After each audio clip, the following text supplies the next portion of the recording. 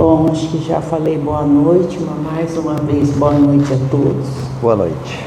É uma satisfação para nós aqui do Serviço do Mestre recebê-los, né? E estarmos reunidos em nome de Jesus.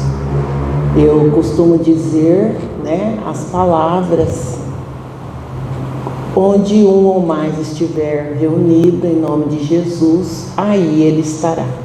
Então, com certeza ele está aqui, representado também pela espiritualidade de luz, os mentores desta casa que prepararam o ambiente para nós, né, com todo o amor, os nossos mentores, os nossos anjos guardiões que nós falamos, né, estão conosco também, e muitos irmãos desencarnados que estão nessa noite aqui conosco para ouvir as palavras do nosso amigo José Luiz, né, que prepara também com tanto carinho a mensagem que ele vem nos trazer.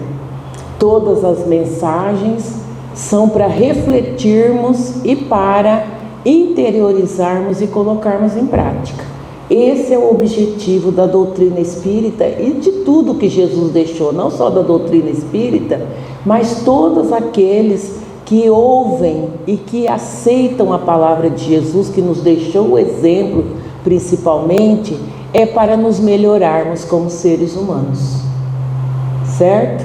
Então vamos elevar o pensamento a Jesus, agradecendo mais uma vez o seu amor incondicional, e pedindo, como eternos pedintes que somos, para que nos ampare na hora de fraqueza, na hora das quedas, nos levante, como sempre Ele tem feito, e que possamos estar com Ele, porque com certeza Ele está sempre conosco.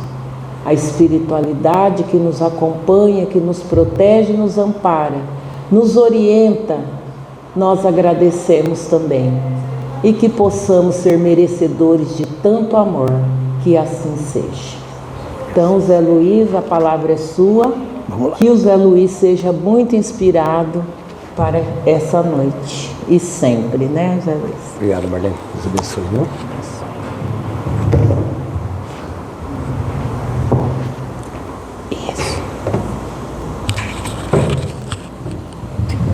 Pessoal, boa noite. Tudo bem com vocês? Aqui não está tão frio, né? Uma delícia, está caloroso aqui dentro. Está um clima muito gostoso, foi preparado já conforme a nossa irmã Marlene nos falou. E de fato está uma noite gostosa, até quentinha aqui dentro, né? E sim, vamos falar um pouquinho mais do nosso Mestre Jesus, que é o nosso guia e modelo, nosso irmão maior. É o espírito mais evoluído, né, que apareceu nessa face dessa terra. E a gente aprende um pouquinho mais com cada palavra. E o mais importante, como a Marlene disse, né, não só a gente conhecer a palavra, mas praticar a palavra, que é o grande desafio que nós temos, que é justamente o quê?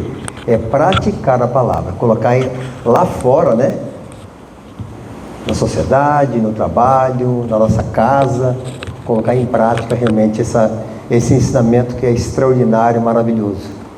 Se a gente vê o quanto Cristo fez para que a gente pudesse ter uma vida mais leve, e Ele disse, né, eu vim para aliviar o seu fardo.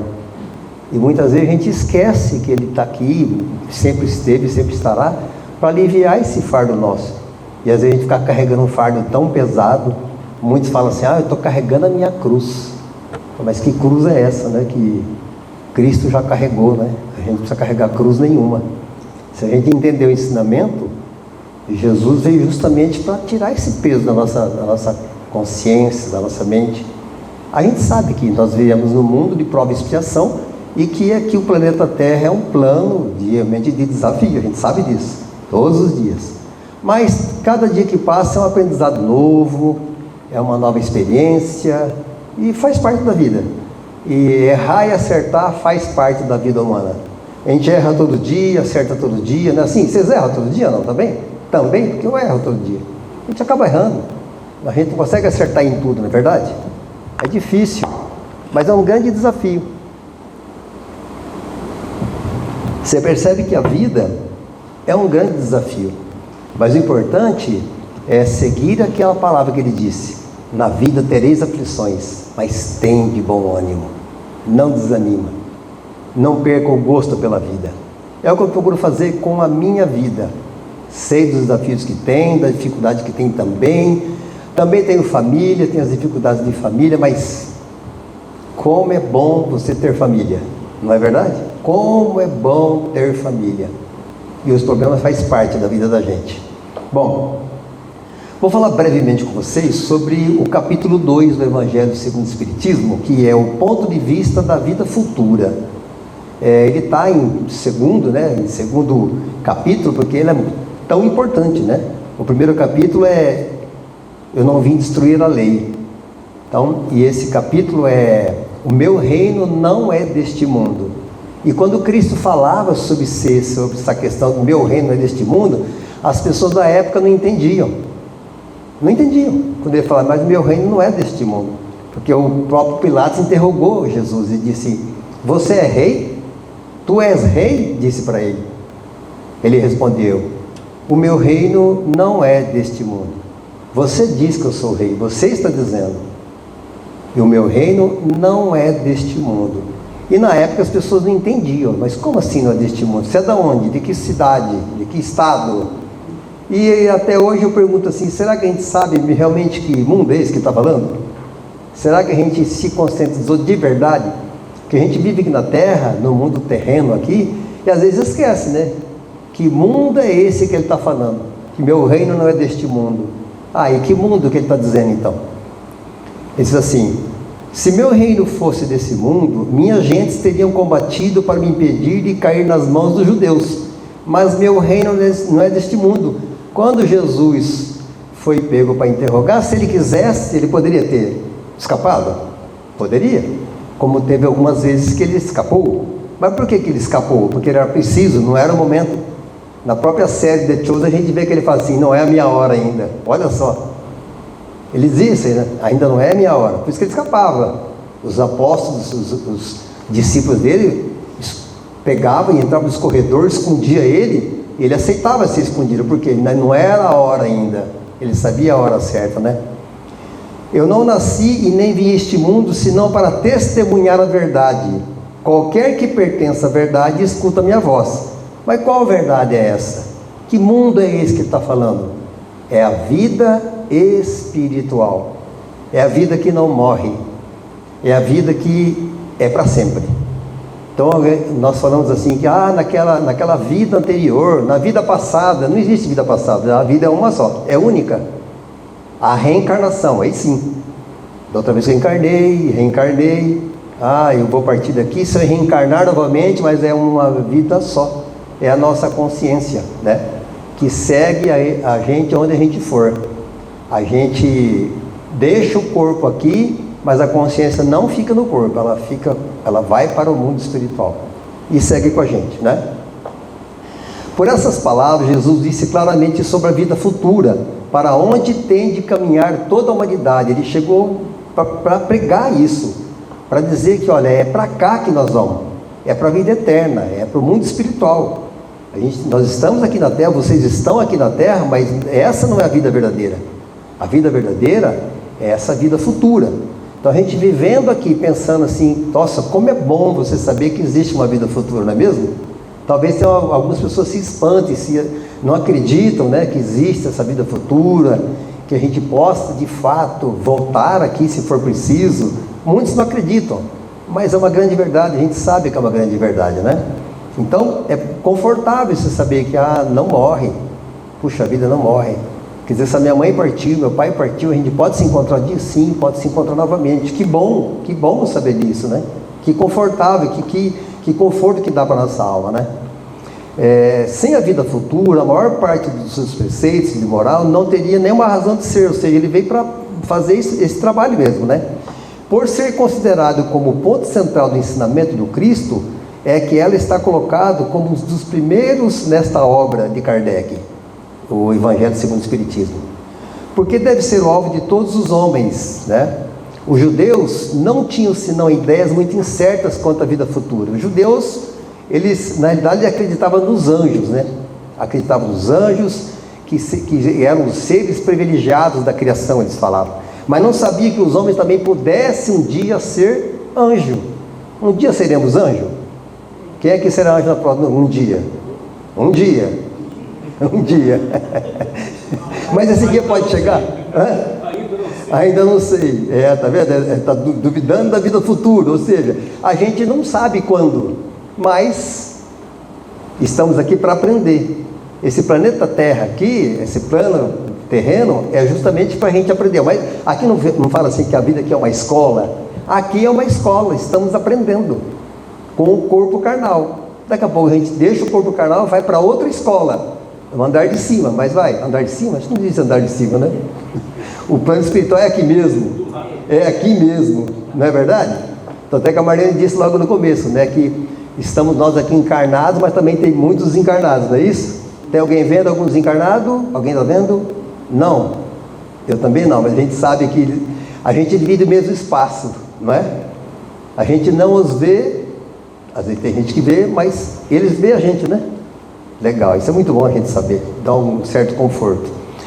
Segundo os judeus, a observação das leis de Deus era recompensada pelos bens da terra, pelas vitórias sobre os inimigos, pelas calamidades públicas, e as derrotas eram castigo da sua desobediência. Jesus veio revelar que há um outro mundo onde a justiça de Deus segue o seu curso. É um mundo infinito, é um mundo onde a gente vai ver que realmente vale a pena estar ou encarnado ou desencarnado, porque vai fazer parte desse crescimento espiritual, dessa evolução espiritual. É esse mundo que ele promete àqueles que observam os mandamentos de Deus. Esse mundo é o seu reino. É aí que ele está em toda a sua glória e vai retornar ao deixar a terra. Mesmo a gente na série, né, claro que não sabe se é assim que Jesus se comportava, se era dessa maneira que funcionava. Mas quando você assiste a série The Chosen, você consegue ter uma ideia bacana, né, sobre realmente a conduta de Cristo. Como que ele falava para os seus discípulos, né? Que eu vou voltar, eu vou embora, mas você vai para onde? Como assim vai nos deixar? Eles não entendiam, né? Até que quando eles diziam assim, meu reino é desse mundo, eles não conseguiam entender, mas como assim quando é desse mundo? Que hora que está chegando? Quando vai ser essa hora? Eles queriam saber, porque naquela época viviam o mundo, a vida terrena, e a gente está na mesma situação, vivendo a vida terrena e pensando assim, mas meu reino é deste mundo, tá aí, quando que será? Como que será? E a gente está aqui tem dúvida de como será lá, né? Como que será que vai ser no mundo espiritual? O que será que vai acontecer? Para onde que eu vou? Tem que ter essa preocupação? Não? Não é só viver corretamente? Procurar viver praticando bem, fazendo bem? Isso já é uma maneira de você pensar. Como que será lá? Como que você está aqui? Da mesma maneira. Se você é uma pessoa muito irritada, uma pessoa muito chata demais, que não está de bem com a vida, está sempre reclamando, provavelmente você vai chegar lá num setor desse também, né? Com reclamações, com insatisfações. Então esse momento nosso aqui é o momento dessa reflexão, de dizer, puxa vida, se eu me melhorar aqui, para onde eu for eu vou estar melhor? Eu vou estar melhor. Então, porque a gente não pensa muito nisso, né? Isso aconteceu com o André Luiz. André Luiz vivia a vida dele com arrogância, com uma série de coisas que ele fazia, e ele achou que quando chegando lá, se fosse médico, ele chega lá em cima da carne seca, mas não foi assim que funcionou. Foi parar lá no umbral e olha, teve que pedir socorro para sair de lá. Não foi assim que funcionou, Marlene? Precisou pedir socorro para sair de lá. Porque a gente acha que, eu sou bonzinho aqui. Tá bom, mas você é o bonzinho o suficiente para chegar num lugar bacana mesmo? Será que de fato a gente, é como um dia eu fiz uma palestra aqui falando assim, e se eu partisse hoje, né? Será que de fato eu chegaria lá com toda a honra e glória? De chegar, não, eu fui muito bom, eu só fiz coisa boa, eu ajudei muita gente. De fato a gente ajudou, né? E esse ajudar é tão simples, né? É um bom dia, boa tarde, boa noite. Às vezes muitas pessoas passam do lado da outra e não diz sequer um bom dia.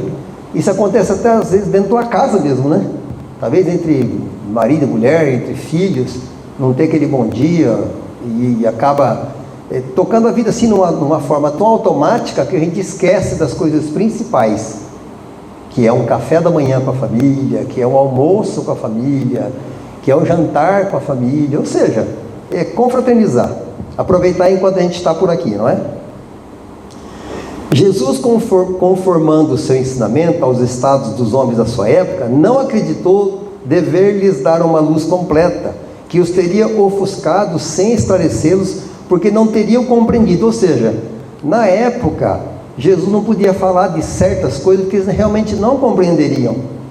Ele disse o que ele podia. Na época, muitas pessoas não compreendiam da forma que ele falava, então ele poupou muitas coisas, né, para que as pessoas realmente não entenderiam. Como hoje também, tem muitas coisas que não foi revelada para nós ainda, porque a gente ainda não tem essa compreensão. Quem sabe, nessa regeneração do planeta, talvez da nossa Terra, a gente possa chegar num plano de poder obter mais informações a respeito do reino de Deus, né? Ele se limitou a colocar de alguma sorte a vida futura em princípio, como uma lei natural, a qual ninguém pode escapar. Ou seja, essa vida futura é uma lei natural de que ninguém vai escapar. Ninguém vai ficar para a semente, ninguém vai ficar aqui, viver 200 anos. Aliás, na Bíblia está escrito que o máximo que a pessoa vive, quantos anos que é da Bíblia está escrito? Alguém sabe? 120 anos. Dizendo que não passa de 120 anos. Faz muito tempo que não tem, pessoas não alcançam essa idade de fato mesmo, né? E na época lá de Jesus teve alguns... Oi? Passando do 100. Você vê, já tá havendo essa regeneração. Isso então, entendeu? Está caminhando para isso, para passar de 120. 120 é que foi dito na época, e agora com essa mudança do ser humano, ele está se preocupando mais com a saúde dele, está olhando mais para isso, e também está se espiritualizando, né? E isso ajuda bastante, precisa na realidade. Nós precisamos colocar a nossa espiritualidade em primeiro plano. Primeiro Deus. Todo cristão crê, pois, forçosamente na vida futura, mas a ideia de que muitos fazem dela é vaga e incompleta, e por isso mesmo falsa em vários pontos. Para um grande número de pessoas, não é senão uma crença sem certeza absoluta, porque fica aquela dúvida, né? Será que de fato existe essa vida futura? Mas só quem morreu, mas ninguém volta para falar, ainda fala assim, né? Ainda diz assim, mas ninguém volta para falar como que é lá, né? Eu fui lá, funciona assim, assado. E fica aquela dúvida, fica aquele medo, é o medo do desconhecido, vamos dizer assim, né? Sempre que tem uma situação que a gente fica em dúvida, que não conhece aquilo, não dá um certo medinho, numa coisa desconhecida. Eu não sei se eu vou não, será que eu vou para essa estrada aqui? Não sei se falaram que essa estrada aqui é perigosa, então eu não vou me arriscar, porque já disseram que essa estrada não é legal. Então, como eu não conheço, fico com medo. Quando a gente conhece, né? Então, quando você estuda, quando você se instrui, quando você lê mais, quando você ora mais, aí você passa a crer mais, e você passa a ter uma ideia diferente a respeito disso, né? Com o Espiritismo, a vida futura não é mais um simples artigo de fé, uma hipótese. Então, assim sendo, a pergunta é: por que é importante então termos uma ideia clara e precisa a respeito da vida futura? Por que será? Porque dela dependerá a nossa compreensão, a aceitação. E essa palavra aceitação, ela é um tanto quanto difícil, né? É desafiadora, nem dizer difícil, mas é desafiadora. Você aceitar alguém da sua família do jeito que ele é, aceitar as pessoas como elas são. Essa semana, uma amiga minha de Jaú, o filho dela não estava muito bem, ele estava com câncer e veio a óbito a semana passada. Eu fiquei sabendo há 2 dias atrás, liguei para ela, ele estava com 51 anos, para conversar com ela. E ela disse: Zé Luiz, nesse último ano, o meu filho Edson, ele aceitou a situação. Então ele ficou numa paz tão grande, porque ele estava bastante atribulado, assim, sabe? Bastante agitado, bastante inconformado. E nesse último ano, o meu filho, ele aceitou e ficou numa paz, assim, que eu confesso que eu estranhei a paz que ele ficou, que foi um negócio tão bacana, tão gostoso, que isso trouxe paz até para nós da casa, do tipo assim, ele partiu, mas a família tipo aceitou com mais tranquilidade de saber que ele estava em paz, e isso é muito importante. É algo difícil de aceitar, não é verdade?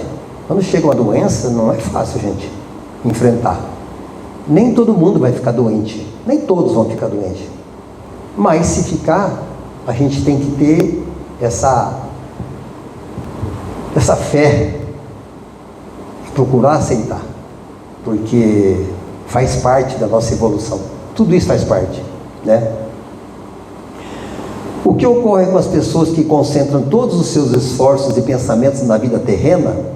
Elas fazem de tudo para conseguir os bens, os únicos bens que lhes parecem reais, bens materiais, e se sentem diminuídas, sofrendo verdadeiras torturas quando se veem privados dos valores de bens terrenos de que eram detentoras. Ou seja, criam uma relação emocional com os bens como se fosse a extensão do seu valor de vida. Ou seja, Deus não condena os bens materiais, só que nós não devemos o quê? Nos apegar a eles, ficar apegado aos bens materiais, e a gente achar que a vida é só essa, é tudo que eu tenho, é disso que eu preciso, e eu quero mais, cada vez mais. A gente percebe que quando a pessoa vai conquistando certas coisas, não tem um limite, não tem um limite, e vai conquistando mais, e quer mais, e quer mais, desde que, claro, se a pessoa souber esse ganhar mais, ela obter mais, mas ajudar as pessoas, e de fato ela poder fazer dessa riqueza dela algo que seja bom para outras pessoas, isso é fantástico. Quando nos atormentamos facilmente diante dos incidentes da vida presente, tais como uma decepção, uma ambição insatisfeita, uma injustiça de que sejamos vítima, orgulho, vaidade, tudo isso acaba ferindo o nosso perispírito, ferindo nossa alma, se a gente não tem um controle sobre isso. O orgulho, a gente sabe que na casa espírita ela fala muito sobre isso, que o ego e o orgulho são duas situações que destroem a vida humana. Se a gente não souber lidar com isso, se a gente não tiver um controle sobre isso, a gente acaba se perdendo em uma vida que é tão curta. A vida é curta? A vida é curta. Se você pensar, né, o quanto que a vida eterna, perante a vida eterna, a vida é muito curta, apenas 100 anos, 120. E não dá a impressão que passa muito rápido? Faz um exercício agora rapidinho, você com a sua vida aí, olha para trás, na idade que você já, vou fazer também, na idade que eu estou, eu olho para trás e falo, nossa, já passou tudo isso, Esse dia eu fiz um exercício lá em casa, tomando meu café da manhã, olhando para a natureza, eu parei e pensei, desde a minha infância eu comecei a pensar, comecei a analisar, comecei a olhar o que eu conseguia lembrar, evidentemente, mas aí você fala, meu Deus, já passou tudo isso, a gente não viu, não se deu conta, e o que eu fiz nesse período todo? Será que eu fiz muitas coisas boas? Será que de fato eu sou merecedor mesmo de coisas boas? Mas aí fala assim, mas dá tempo ainda. Ainda dá tempo de fazer muita coisa, porque a vida, apesar de a gente olhar e ver que ela passou rápido, mas se a gente analisar que ainda tem essa oportunidade de todo dia levantar, de todo dia estar de pé, estar andando, isso já é uma dádiva de Deus. Então a gente vai parar e pensar, obrigado, Senhor, vou fazer dos meus minutos os melhores minutos da minha vida, errando, acertando, mas vamos procurar cada dia melhor, né? Melhorar, né? Por que ocorrem tais situações? Ocorre porque os homens interpretam a vida futura sob o ponto de vista da sua vida corpórea. A gente quer viver mais, muito mais, mas às vezes para quê, né? Para que viver tanto? Será que de fato precisa? Será que esse querer viver mais é algo que vai me fazer bem de fato mesmo? Será que viver por viver, apenas por viver? Ou viver para ter qualidade de vida, para ter qualidade de ter mais amor no coração, poder realmente ser mais feliz e fazer felizes as pessoas? O que sucede ao que encara a vida terrestre do ponto de vista da vida futura? Percebe que os homens e as coisas são bem pequenos e pouco os levarão espiritualmente. No final, sempre vem o arrependimento. Ninguém reclama que vai deixar a casa, ninguém reclama que vai deixar o carro, ninguém reclama das coisas materiais. Só diz assim: eu devia ter amado mais, abraçado mais, devia dizer que amava, devia dizer que te admirava, devia dizer e não disse. A gente tem a oportunidade todo dia de agradecer a vida. Todo dia a gente tem a oportunidade de poder dizer para um familiar que ama: estou aqui, porque você precisar. Todo dia a gente tem essa oportunidade. E às vezes deixa escapar essa oportunidade. E principalmente em casa, né? Principalmente em casa. Porque encontrar um amigo na rua, uma vez ou outra, é uma coisa. A gente estar aqui na casa espírita, é tão bom estar aqui na casa espírita. Aqui é todo mundo, tudo bonzinho, né? Tá tudo bem aqui na casa espírita. E lá em casa, quando você volta, e aí você vê que aquele sapato está fora do lugar ainda, você vai blasfemar contra aquele sapato, contra aquela toalha, contra aquele tudo, não é? E a gente acaba esquecendo da nossa essência e acaba se diminuindo. E somos tão grandiosos, somos filhos de Deus, temos até a centelha divina. Cada um de nós tem um valor imensurável. Deus, quando nos fita, quando Ele nos vê, Ele não vê o nosso defeito. É a gente que vê o defeito dos outros. Nós que vemos o defeito do outro. Deus não vê defeito na gente. Uma mãe que ama um filho, ela não vê o defeito no filho. Não vê o defeito no filho.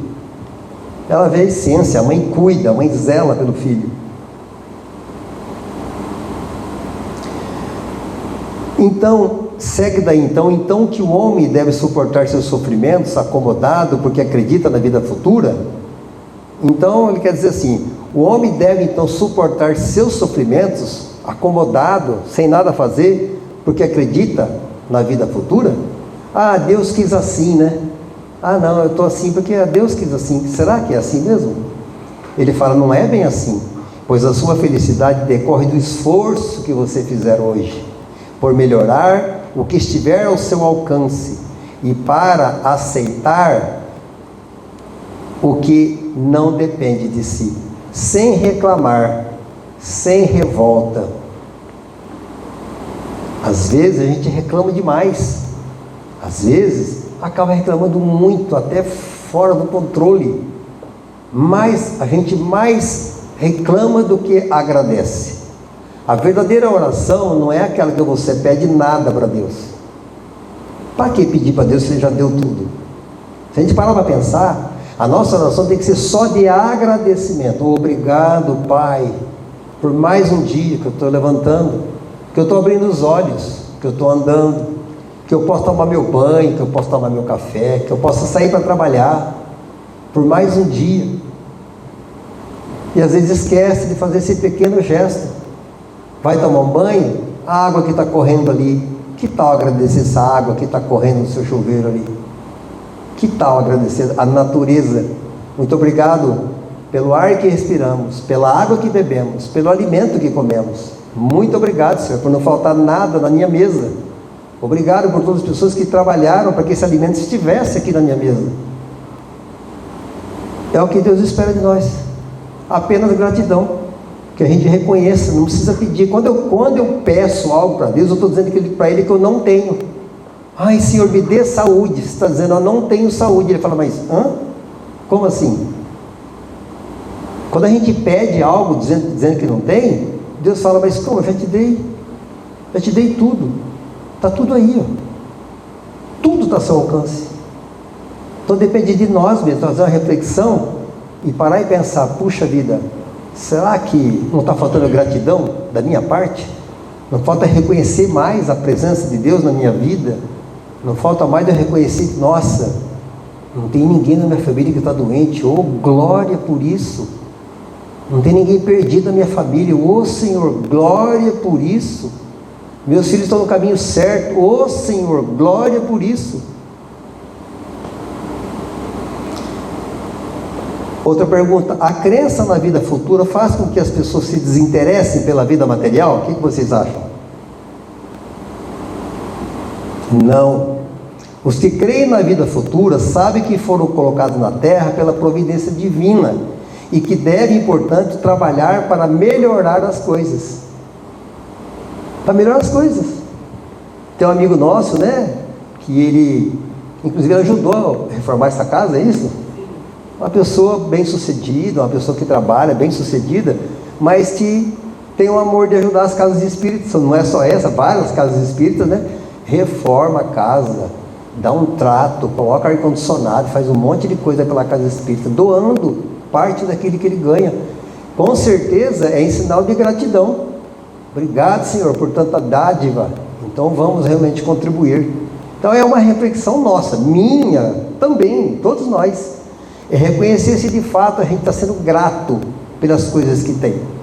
Porque é muito fácil reclamar do carro que tem. Nossa, esse carro, meu Deus do céu, que carro é esse? Aí eu queria ter aquele outro, mas se você não está agradecendo nem esse, vai agradecer outro? Será de fato? Não agradece a casa? Será que eu queria uma casa melhor? Mas se você tiver essa casa melhor, você vai agradecer essa casa melhor depois? Ou não? Pode ser que não? Vai para aqui, nossa, aqui também está ruim, eu preciso de outra melhor. Então percebe que a gente precisa fazer esse exercício, que é importante fazer esse exercício da gratidão. À medida que a compreensão sobre a vida futura aumenta, de que modo as pessoas passam a encarar os bens terrenos? Como elementos que servem para contribuir ou facilitar o seu progresso moral, embora não de modo essencial, passam a compreender que podem usufruí-los, sem, no entanto, deter a sua posse, e por isso não lhes dão tanta importância, procurando não se apegar a eles. Ou seja, se você pode ajudar, ajude mesmo de fato, com aquilo que você pode, sabe? O mínimo que você der, não importa, Deus não vê quantidade, não vê. É um abraço, é um bom dia para o seu vizinho. Tem gente que não conversa com o vizinho, não cumprimenta o vizinho, nem sabe quem é o vizinho. Não é importante conhecer o vizinho? É importante. Eu moro num prédio, no prédio lá, quando mora alguma pessoa, normalmente eles fazem assim, bate na porta do outro, ó, tudo bem? Eu estou mudando para cá agora, meu nome é fulano, sou cicrano, beltrano, precisar de qualquer coisa eu estou aqui, olha que coisa linda. Não é bacana isso? Bacana. Entro no elevador com ele, eu encontro com muitas pessoas que eu não conheço, mas faço amizade. Bom dia, boa tarde, tudo bem? Como é que você está? Mora aqui? Em qual lugar que você mora? É assim. Não que você tem que cheirar a vida dos outros, mas estão aqui, são vizinhos. Vizinhos. Amigos. É bom ter amigos? É muito bom ter amigos. É tão importante. Hoje somos em 5 irmãos. Cadê meus 4 irmãos? Um está em Birigui, outro está em Penápolis, outro está em Londrina, e eu estou aqui. Tá aí, quem que é o meu irmão? É o que está perto de mim aqui. O meu amigo é meu irmão, fazendo o papel do meu irmão. Entende? Às vezes você tem um irmão do seu lado, que é um amigão mesmo, que substitui seu irmão. E o seu irmão está lá em Londrina, que tem outro irmão também perto dele. Olha como que a vida é maravilhosa. Olha que belo que é a vida. Que lindo que é. Que bom estar vivo. Que bom poder compartilhar. Que bom poder reconhecer essas dádivas de Deus. Não é? Consequentemente, Deus não condena, pois, os prazeres terrestres, mas o abuso desses prazeres em prejuízo das coisas da alma. É ainda contra esse abuso que estão prevenidos aqueles que se aplicam a essas palavras de Jesus: o meu reino não é deste mundo. Ou seja, do que adianta ganhar o mundo e perder a sua alma? Do que adianta? Porque uma coisa, gente, é muito séria que eu vou falar agora. Eu, quando falo nisso, eu penso demais sobre isso. Deus conhece a sua alma, o seu coração. Às vezes a boca fala uma coisa, o coração diz outra. Engana Deus? Não. Ele não escuta o que você fala. Ele lê a sua alma. Então, muitas vezes, a gente está falando certas coisas, mas a alma está sentindo outra. O nosso coração está sentindo uma outra coisa. É ali que Deus mora. Deus mora no coração. É ali que Ele sabe a leitura. Então, muitas vezes, eu estou sendo falso comigo mesmo, então. Estou querendo enganar quem, né? Essa é a grande verdade. Quem que a gente quer enganar? E a gente não, a si mesmo, né? A si próprio. Então, ser verdadeiro é fantástico, é maravilhoso. Nesse capítulo, em Instruções dos Espíritos, fala sobre uma rainha da França. Essa rainha, ela desencarnou, né? E quando ela chegou no mundo espiritual, ela se viu em outra realidade. Ela era rainha onde? Aqui na Terra. Tinha posses, bens materiais, carruagens, tinha empregados, joias, coroa, tinha tudo. Mas quando ela morreu, ela levou tudo isso? Não levou nada disso. Aí o que aconteceu com ela? Ela diz assim: quem melhor do que eu poderá compreender a verdade dessas palavras? O meu reino não é deste mundo. O orgulho me perdeu sobre a terra. Olha só, se perdeu no orgulho. O orgulho me perdeu sobre a terra, que carreguei comigo da minha realeza terrestre. O que eu carreguei daqui? Ela quis dizer. O que eu levei para o outro lado? Nada. Absolutamente nada. E como para tornar a lição ainda mais terrível, a riqueza não me seguiu até o túmulo. Não foi. Em lugar de ser ali recebida como soberana, olha o que aconteceu com ela. Em lugar de ser recebida ali no mundo espiritual como uma rainha, uma soberana, vi acima de mim, bem mais acima, homens que eu acreditava bem pequenos e que eu desprezei, porque não era de sangue nobre. Olha só, aqui na terra, desprezo alguém porque não tem sangue nobre, porque não é da minha, sei lá, da minha turma. Aí despreza. E ela chegou lá e se deparou com isso. Vou ler novamente. Em lugar de ser ali recebida como soberana, vi acima de mim, mas bem acima, homens que eu acreditava bem pequenos e que desprezei porque não era de um sangue nobre. Para se preparar, e ela diz assim: para se preparar neste reino é preciso abnegação, renúncia, é preciso a humildade. Todos somos iguais. Todos somos iguais. Não existe diferença. Um pode ser mais estudado que o outro, pode ter mais posses materiais, mas nossa essência é a mesma. A caridade com toda a sua prática, preocupar-se com o outro, a benevolência, prática do bem. Jesus nos ensinou isso, que possamos praticar o bem, que possamos amar o outro. Não se vos pergunto o que fostes, que posição ocupaste, mas o bem que haveis feito, as lágrimas que enxugaste. Ou seja, quando a gente parte para o mundo espiritual, você não chega com o título que tal, né?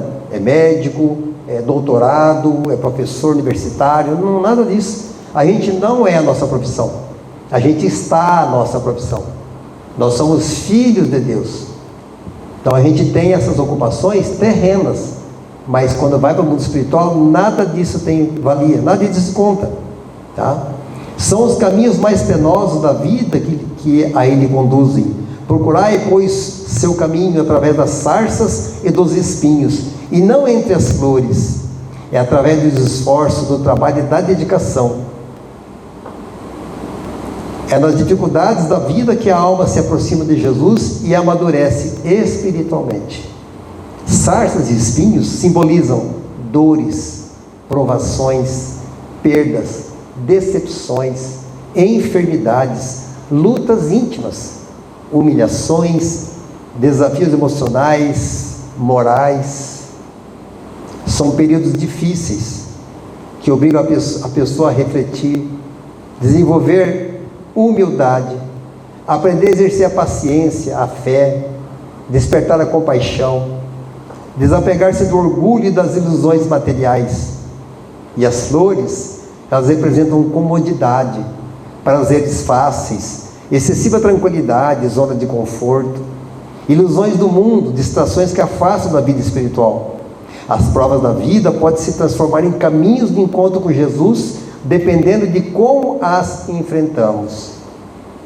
Há pessoas que depois de uma grande dificuldade tornam-se mais humanas, mais sensíveis, mais espirituais, mais conscientes da vida eterna. Vocês conhecem pessoas assim que passou por uma tragédia, passou por uma situação muito difícil e se tornou pessoa melhor? Tem gente que precisa passar por isso. E será que a gente precisa de fato, né, Marlene, passar por isso? Será que não dá para evitar isso? Conhecereis a verdade vos libertará. Conhecendo a verdade, será que não dá para parar e pensar? Precisa, porque tem pessoas que realmente precisam passar por situação difícil. Aí ela se torna mais humana. Tem pessoas que nascem de novo, né, como diz o outro. Nasceu de novo, passou por uma tragédia e nasce de novo e fala: nossa, caiu a ficha. Agora a ficha caiu. Como eu estava sendo arrogante, como eu estava sendo orgulhoso, como eu estava, aí cai a ficha. E se a gente parar para pensar, vamos fazer exercício antes, vamos pensar nisso antes, para não cair nessas situações. Os homens correm atrás dos bens materiais, mas logo percebem que agarram senão uma sombra, e negligenciam os únicos bens sólidos e duráveis, os únicos que lhes dão de proveito e que podem dar acesso na morada celeste. Senhor, tende então piedade daqueles que não ganharam o reino dos céus.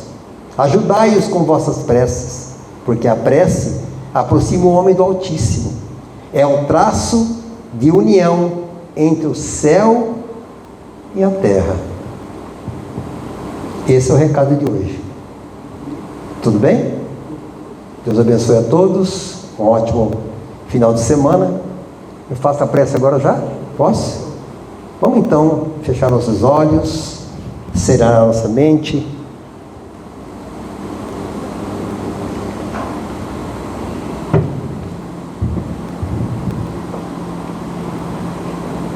Elevar nosso pensamento a Deus, a Jesus, a nossos mentores espirituais, agradecendo pela vida, pela oportunidade de mais esse encontro, por mais esse conhecimento, que possamos fazer dele a nossa prática diária. Senhor meu Deus, eu me coloco agora em Tua presença com o coração aberto e humilde. Sinto um vazio que não sei explicar, uma insatisfação que não sei nomear. Mesmo rodeado de coisas, pessoas ou tarefas, algo dentro de mim clama por mais, por sentido, por paz, por plenitude. Sei que nada neste mundo pode preencher o lugar que é Teu em minha alma. Por isso, Senhor, hoje eu Te peço, entra no mais profundo do meu ser, cura em mim tudo que está ferido, acalma tudo que está inquieto e preenche com Teu amor tudo que está vazio. Senhor, se estou longe do meu propósito, mostra-me o caminho.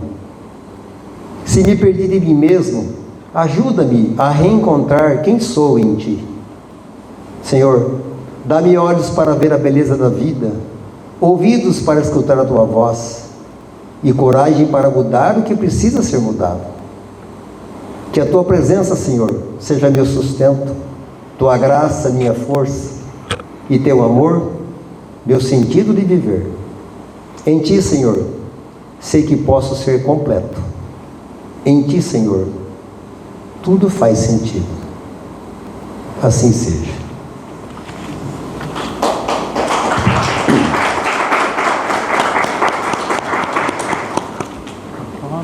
Posso uma coisa?